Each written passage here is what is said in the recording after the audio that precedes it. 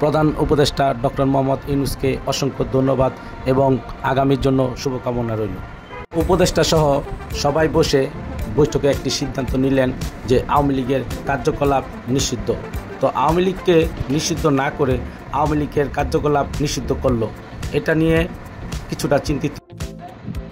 কথায় ফাঁক রেখে গেলেন, আওয়ামী লীগকে নিষিদ্ধ না করে আওয়ামী লীগের কার্যকলাপ নিষিদ্ধ করেন।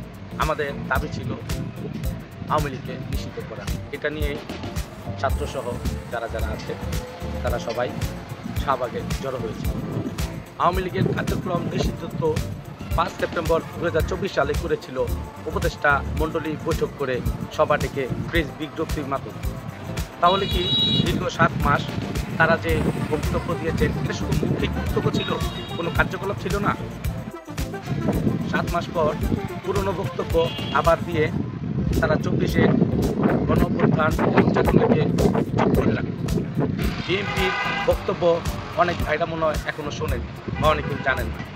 বিএনপি আওয়ামী লীগ নয়, কোনো রাজনৈতিক দলকে নিষিদ্ধ করতে কখনো একমত নয়।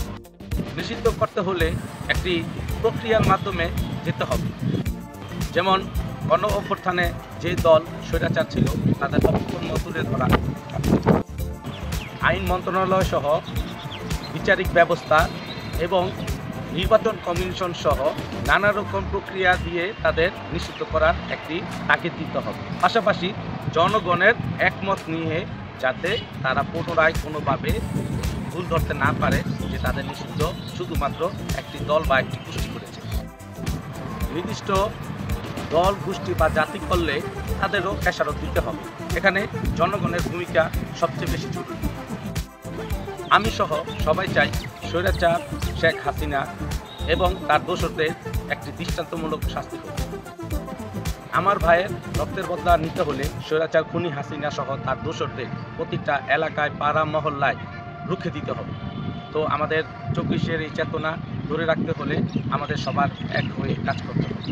ধন্যবাদ।